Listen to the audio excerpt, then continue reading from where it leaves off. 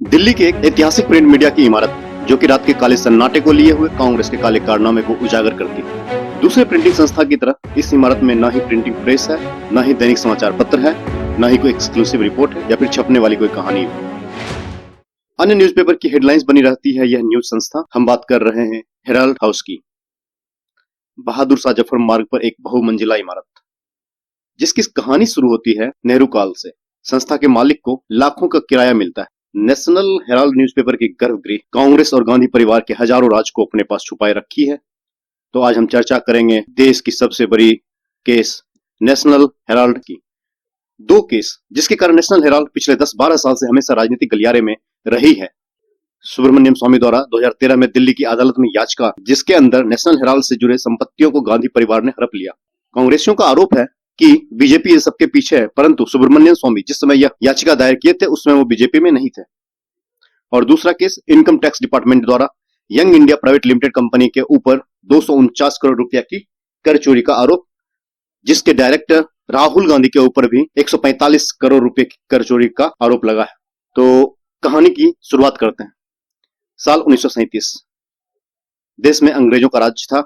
स्वतंत्रता सेनानी हर स्तर पर सरकार के खिलाफ अपनी आवाज मजबूत कर रहे थे। समाचार पत्र के द्वारा लोगों के बीच भी आजादी के संघर्ष को उठाया जा रहा था और उसी बीच हजारों लोगों के प्रयास से एसोसिएटेड जर्नल्स लिमिटेड नाम की एक संस्था बनाई गई जिसमें कुल मिलाकर 5000 भारतीय स्वतंत्रता सेनानी ने मदद की थी, रुपये से, सामान से, जमीन और ज्वेलरी से। बाद में वही 5000 स्वतंत्रता सेनानी उस कंपनी के शेयर होल्डर्स बन गए। ध्यान देने वाली बात यह है कि वो सारे 5000 स्वतंत्रता सेनानी कांग्रेस के नहीं थे। यानी मैं आपको बात क्लियर कर दूं कि एसोसिएटेड जर्नल लिमिटेड कांग्रेस की कोई संस्था नहीं है। 1938 में जिस एजेएल की स्थापना की गई थी उसमें उसके शेयर होल्डर्स की संख्या 5000 थी, जो कि 2010 आते आते 1000 के करीब बची। और उस 1000 में जो दो सबसे बड़े हैं उनका नाम है शांति भूषण के पिता और मार्कंडी काटजू। शांति भूषण ने आरोप लगाया था कि इस कंपनी में उनके पिता ने भी 300 शेयर परचेज किए थे। एजेएल एसोसिएटेड जर्नल लिमिटेड मुख्य रूप से 3 भाषा में समाचार पत्र निकालती है। नेशनल हेराल्ड जो कि इंग्लिश भाषा में आती थी, नवजीवन हिंदी में और कौमी आवाज उर्दू में। सबसे अधिक प्रसिद्ध हुआ था नेशनल हेराल्ड। तो हम इस वीडियो में एजेएल की जगह कभी कभी नेशनल हेराल्ड भी यूज कर सकते हैं क्योंकि नेशनल हेराल्ड की पेरेंट कंपनी एजेएल ही है। 1938 में नेशनल हेराल्ड का संपादन शुरू हुआ और आजादी के बाद यही न्यूज़पेपर कांग्रेस का मुख्य पत्र बनता चला गया।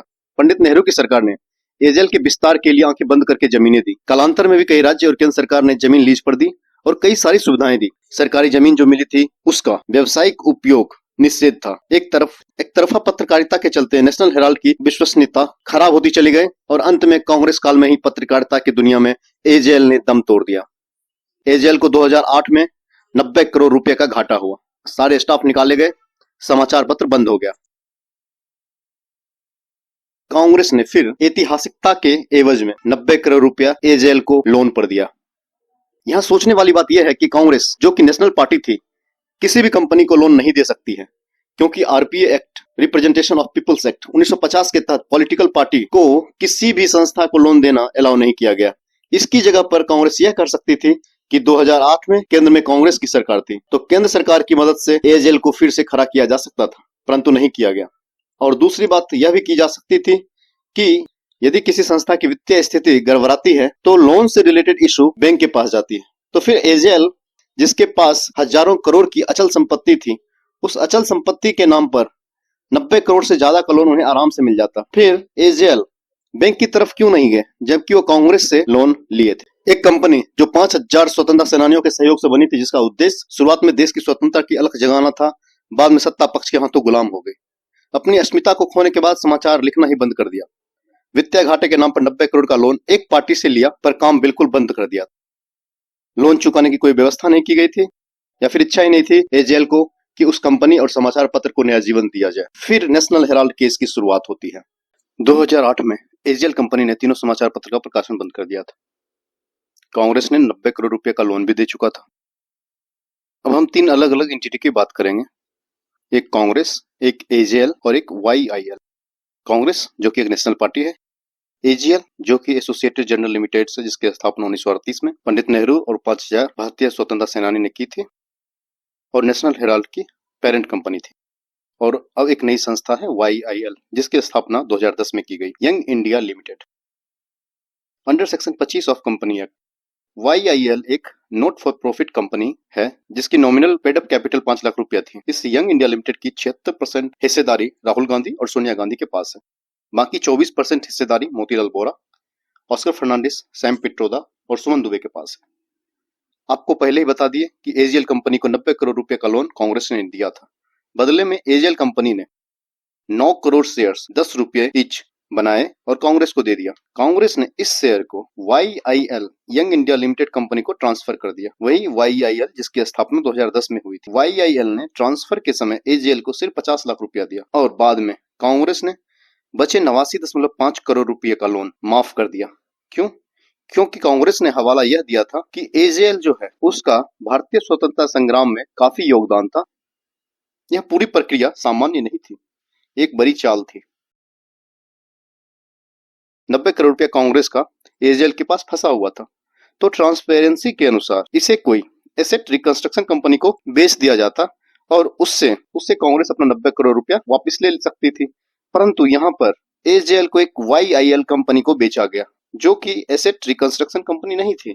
YIL ने सिर्फ 50 लाख रुपया में 90 करोड़ के लोन को खत्म कर लेती है और बदले में AGL के 2000 करोड़ की अचल संपत्ति भी इसकी हो जाती है। यानी कि 2010 में जिसकी स्थापना 5 लाख रुपया से हुई थी, वास्तव में एक साल के अंदर ही 2000 करोड़ की संपत्ति का मालिक हो गया था। YIL कंपनी का 76% हिस्सेदारी राहुल और सोनिया के पास थी। यानी कि यह 2000 करोड़ की संपत्ति का मालिक आज सोनिया और राहुल गांधी बन गए थे। इस तमाम प्रक्रिया को यदि फिर से देखें तो यह पूरी तरह से एक सॉलिड बिजनेस मॉडल लगता है, यदि आपके पास शक्ति है, पावर है तो। YIL ने 5 लाख रुपए की पेडअप कैपिटल से अपनी यात्रा शुरू की थी और महज एक साल में 2000 करोड़ की संपत्ति बना ली थी। पर यह हुआ कैसे? तो अब यहाँ पर देखिए, हमने आपको बताया 3 अलग अलग संस्था, एक कांग्रेस, एक AGL और एक YIL के बीच में यह समझौता हुआ था। तो कांग्रेस के कोषाध्यक्ष थे मोतीलाल वोरा, AGL के चेयरमैन 2008 में थे मोतीलाल वोरा और YIL कंपनी जो 2010 में बने थे उसके डायरेक्टर थे मोतीलाल वोरा। यानी कि तीनों संस्था के हेड थे मोतीलाल वोरा, जो कि फाइनेंशियल ट्रांजैक्शन का हिसाब रखते थे।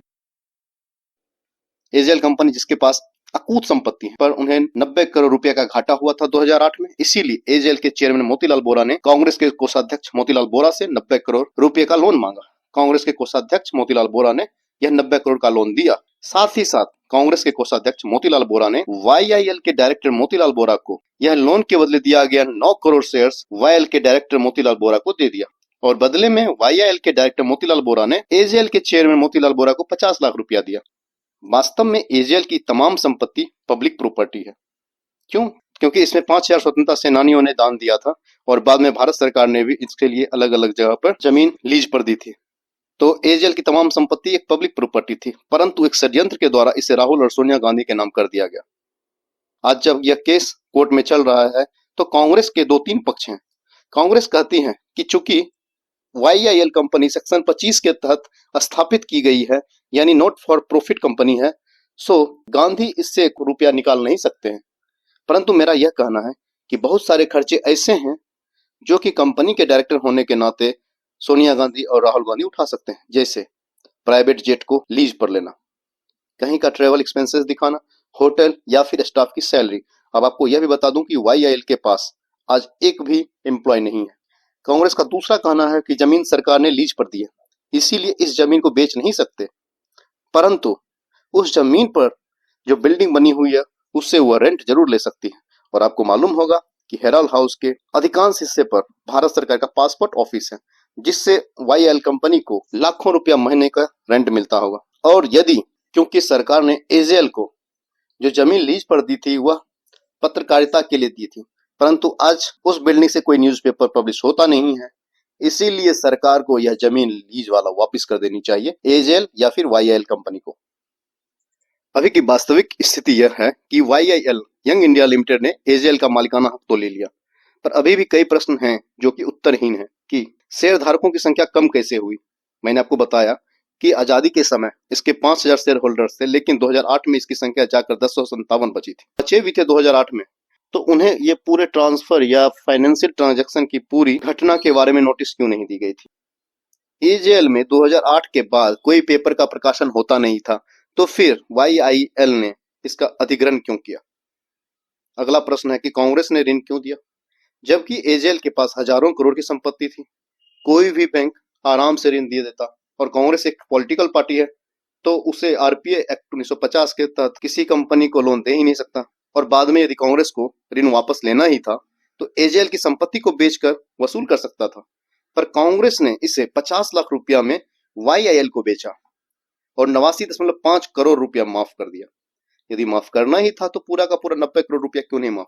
तो ये तमाम प्रश्न हैं जो आज भी उत्तरहीन है, और यह बताता है कि पिछले 20 सालों में उजागर किया गया भारत का सबसे बड़ा बिजनेस मॉडल, या यह कहें कि भारत का सबसे बड़ा स्कैम है यह नेशनल हेराल्ड।